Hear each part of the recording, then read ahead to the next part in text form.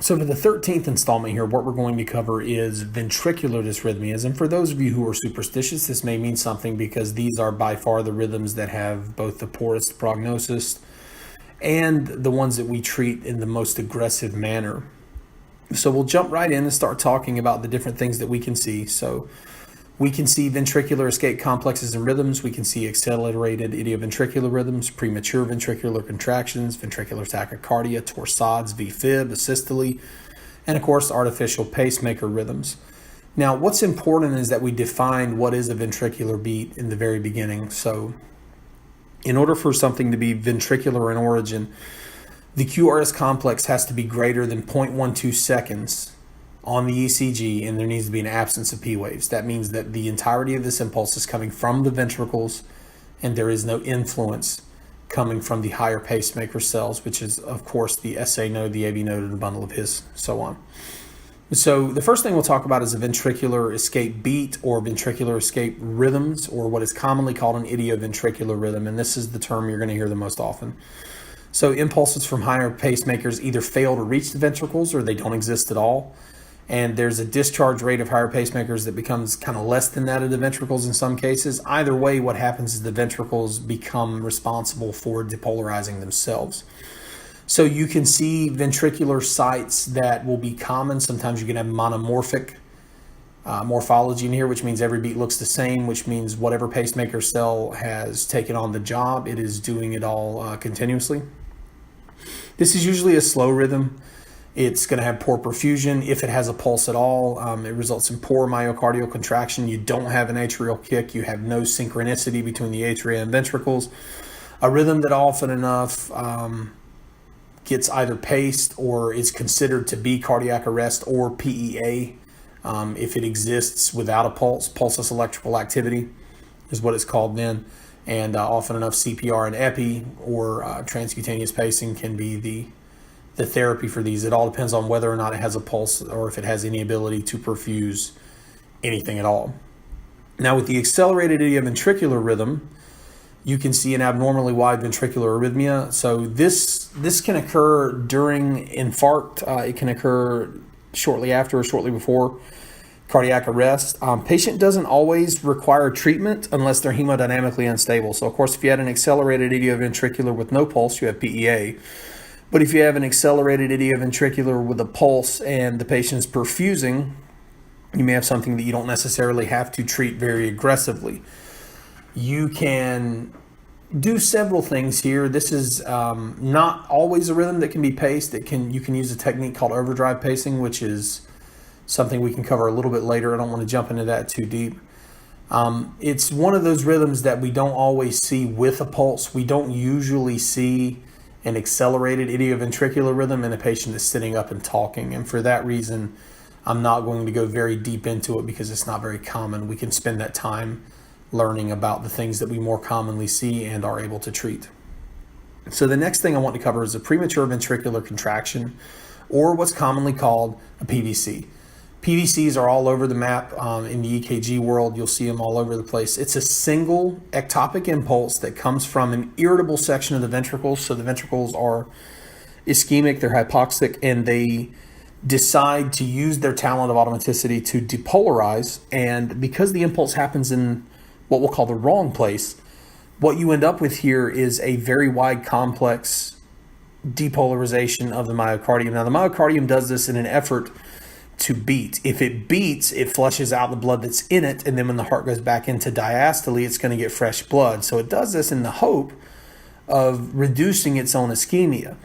Problem with PVCs is that they can be perfusing or non-perfusing, which means the ventricles can depolarize and beat, or sometimes they can depolarize and not beat at all. So it all depends upon your patient's cardiac condition, whether or not they have a perfusing or a non-perfusing PVC.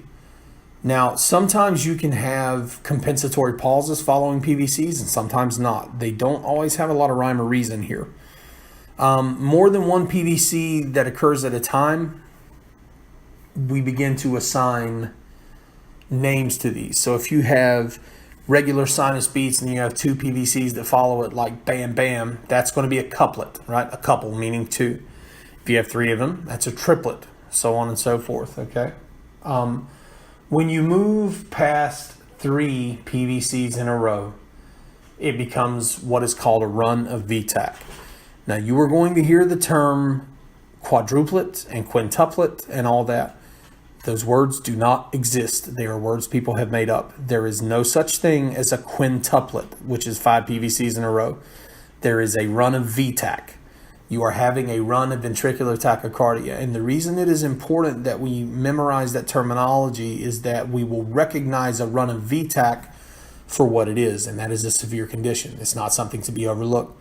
If your patient is throwing 5 PVCs in a row, then they are going into and out of ventricular tachycardia, and you will need to rectify this, whether it's treating the underlying cause, whether it's administering medication for it, so on and so forth. Your patients at no point should be considered normal. If they are throwing 5 and 6 and 7 PVCs in a row, they're going into and out of ventricular tachycardia at that point. And that is never a good thing, okay? The other concept behind this is that when, let's say, every other beat is a PVC, this is called bigeminy, okay? So if you have a sinus beat, then a PVC, sinus beat, then a PVC, sinus beat, then a PVC, that's bigeminy. If every third beat is a PVC, then you have trigeminy. Now, and this may be some of the confusion for the other term that we were just kind of disproving. You can have quadrigeminy if every fourth beat is a PVC. Now, the reason this can be called quadrigeminy and sound fairly benign is because obviously the less often a PVC happens, the more stable your patient often is. So a patient that's in bigeminy should be regarded as less stable than a patient who is in quadrigeminy, and hopefully that makes sense to everybody. So if we have PVCs present, the biggest cause of this is myocardial ischemia somehow, whether it's long-standing heart disease, new onset MI. You can have acid-base disturbances or electrolyte imbalances. Sometimes it can be a fairly normal variant, especially in the aged heart. You have people that throw PVCs all the time and they're somewhat benign due to that. So how do we know when the PVCs matter? For lack of a better word, how do we know to keep a sharp eye on our patient or that the treatment may be imminent? If you're throwing more than 6 PVCs a minute, more than 1 PVC every 10 seconds, this is usually a sign of something malignant. Something's going on. If you are having couplets, runs of VTAC, if you have multifocal PVCs, so they're coming from different places, the morphology is different with every PVC, or chest pain. Chest pain is a huge indicator. This is usually a sign that this is not great. Now, when you have non-perfusing PVCs, this is an even greater sign. So if you're seeing a PVC on the monitor and the patient does not have an accompanying pulse with it, this is a sign that that part of the heart is both ischemic and not doing anything to help itself physically. So the electricity is discharging, but the actual beat is just not happening. Often enough, you don't treat PVCs, and one of the old school paramedic tricks is to put the patient on 2 liters of oxygen. And sometimes that, via nasal cannula, and sometimes that little extra oxygen actually will reduce or actually completely alleviate PVCs just because you're throwing that little bit of extra oxygen concentration to your patient, especially when we talk about patients that have a diminished pulmonary capacity. So COPD comes to mind. That extra oxygen concentration, bumping up their prescribed rate by 2 liters often enough reduces PVCs or completely alleviates them. So let's circle back to the runs of VTAC and ventricular tachycardia. So ventricular tachycardia is a problem. It's a rhythm that the heart can't maintain for very long in 90% of cases, right? And as you guys know, 90% of statistics are made up on the spot. So I'm just throwing an arbitrary number out there. Anytime you have 3 or more PVCs in succession, that is usually going to be a run of VTAC. It's going to be ventricular tachycardia. This is almost always due to myocardial ischemia. If it's not due to myocardial ischemia, it will cause myocardial ischemia. Fast ventricular rates are not something the heart can maintain, and you definitely need to remember that. It can happen with acid-base disturbances and electrolyte imbalances, as well as other things that can cause it. Generally, because the ventricles are not depolarizing in the direction they are supposed to, in point of fact, often enough they are depolarizing, frankly, backwards, the ventricular emptying does not happen in the manner it's supposed to. This gives us a very poor stroke volume. So we go from our normal amount to half of that or less, or I'm coming at you again with the arbitrary numbers, but we get a very poor stroke volume, very poor perfusion with VTAC more often than not. We get a very low blood pressure with VTAC, which is usually conducive to cardiac arrest. It precipitates cardiac arrest often enough. Now, so what do we do when we see VTAC, right? This is important. So when we have a monomorphic ventricular tachycardia, meaning that most impulses look the same or pretty close to the same, and specifically it is not torsades, which we'll cover in a minute, that is a rhythm we use electricity for. So we want to administer electricity in the witnessed onset of ventricular tachycardia, especially in the hemodynamically unstable patient. Now, there are other things that you can use to treat a somewhat stable ventricular tachycardia, and I know those words sound like they don't go together, but trust me, they do, but just in very rare cases. You can administer 150 milligrams of amiodarone over 10 minutes. Some protocols still call for the use of lidocaine. I'm not going to cover that because that is not widely used and it has definite drawbacks. So I'm not going to go over that. Feel free to cover it somewhere else. But because it's been all but phased out, I'm not going to cover lidocaine use in new onset ventricular tachycardia. Amiodarone is really just the way to go. It's usually safer and we get a lot better results of conversion from it.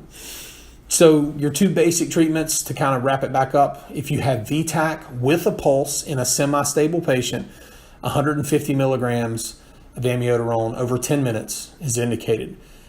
If you have ventricular tachycardia, well, again with a pulse, you can also convert that with electricity. But moving forward, if you have ventricular tachycardia without a pulse, so you have someone who has lost consciousness and went into ventricular tachycardia and they don't have a carotid pulse. Their blood pressure is too low to sustain life. They get 300 of amiodarone in an IV push after you have shocked them. You have usually defibrillated them because it's often enough treated like defibrillation. So this patient can get a shock at 200 joules or more, up to 360, to try to reset that myocardium. And if you don't get an immediate change when it's witnessed, you're going to initiate CPR and run a cardiac arrest protocol on that. So just kind of throwing some treatments out there. As we move forward, the next type of ventricular tachycardia we want to talk to is called polymorphic ventricular tachycardia. So regular VTAC is monomorphic. Polymorphic is going to be torsade de pointes. Torsades means rotating on a point. And what that actually is it looks like a twisted piece of ribbon on the EKG. So if you could imagine taking a piece of ribbon and twisting it, that's a three-dimensional shape. But if you were to draw that in 2 dimensions, that's what your EKG looks like. That's why it looks so funny, where the waves grow larger and smaller and larger and smaller. Torsades is often enough a problem that is either caused by a magnesium deficiency or a problem that can be fixed with magnesium. So the first thing that happens when your patient goes into torsades is they get shocked. So they should get defibrillation at 200 joules or so. Synchronized cardioversion is going to be hard to achieve with torsades because it's difficult to synchronize a constantly changing R wave. So your patient will get shocked or defibrillated at 200 joules if you're using certain monitors, 360 if you're using others, and of course other protocols say use different and lower joule settings. Follow your local protocols, follow the medicine, and go forward from there, whatever your medical director provides for you to use. The other part of what we do for torsades is magnesium. So usually we administer 2 grams of magnesium sulfate intravenously. Now, the rate of that infusion varies greatly. I have seen it listed as much as 20 minutes, and I've seen it listed as an IV push in different protocols and from different physicians and medical directors. I'm not going to give you a definitive way to do that. Consult your local protocols and talk to your medical director. The bottom line here is they do need magnesium in the vein in most instances of torsades. They will need magnesium and electricity. That's the best way I can sum that up. Now, with other antiarrhythmics administered in torsades, you don't get the greatest results. That's just something to kind of throw out there. So let's move forward to one of the other ventricular rhythms, which is going to be ventricular fibrillation. So this is a completely chaotic ventricular rhythm. You have lots of different ectopic foci. You have lots of different places the heart is trying to depolarize at one time. And rather than have a uniform contraction, the ventricles end up pulling on each other. And what basically happens is no blood gets pumped. Now, I'm going to dispel another myth here before I get started. You will often enough hear people say they have felt ventricular fibrillation with a pulse. By definition, if it is ventricular fibrillation, it cannot have a pulse, okay? The ventricles are not fibrillating if you feel a pulse. You may very well be feeling your own pulse because your adrenaline is activated, but you will not have a patient that is in ventricular fibrillation that you can feel their pulse because they don't have one, all right? So this results from a lot of different other things that can happen. Of course, sudden cardiac arrest is very often associated with ventricular fibrillation, and that's still a subject of intense study, and we are unable to really determine why people just spontaneously go into VFib. But for whatever reason they do, the treatment is often the same in the initial stages. CPR has to happen because the patient's not moving any blood. Epinephrine is indicated. Amiodarone at 300 milligrams is indicated. And the very first thing that is indicated is, of course, a shock. So what you're trying to do is depolarize all of the myocardium. You want to administer the maximum joule setting that you can for ventricular fibrillation to depolarize as much of the myocardium as possible. And then when you depolarize the myocardium, your compressions will then fill the heart with fresh blood that is hopefully oxygenated. And at that point, you may have a heart that is able to beat again. It is uncertain whether or not it will because it's not always obvious why they went into cardiac arrest. The next rhythm is going to be a systole. Now, in terms of therapy, CPR and epinephrine is all you can do for this. You can't pace a systole. You can't shock a systole. If you're brand new to this game and you've been watching the medical dramas like, I'm not even going to mention names, I don't want a copyright problem, but when you are watching them shock a flatline, you don't, okay? A systole is a flat line, and you don't shock it. There's nothing to shock. There's nothing to reset. The heart is completely depolarized. It is in a state of permanent depolarization if you don't do something about it. CPR and epinephrine are your only options until something else happens when you have asystole on the monitor. Now, we'll kind of move forward into the pacemaker rhythm briefly. One thing about pacemaker is you're going to see regular cardiac stimulation. It's going to be wide complex. You will also see pacer spikes often enough. So you'll see these little spikes of electricity right before this really wide and ugly QRS complex. And of course, ugly is a relative term. The big thing about artificial pacemakers is that your impulses should look almost identical every time the heart fires. So every one of your wide QRS complexes should look just about the same. When it comes to an artificial pacemaker rhythm, if the patient is perfusing and talking, there's nothing to do. Everything is okay. Now, with paced rhythms, we do have patients that have chest pain, and a patient with a pacemaker can also have an MI. This is not going to be one of the situations where you can use traditional EKG analysis to identify the MI. You're going to have to use something called Scarbosa's criteria with the Smith's modification. That will not be covered in this lecture because we're already at 18 minutes. You can find other videos on the channel that specifically cover Scarbosa's criteria. And we will talk about that there as opposed to here. We'll talk about Scarbosa's in these audios a little bit later, but now is just really not the time, okay?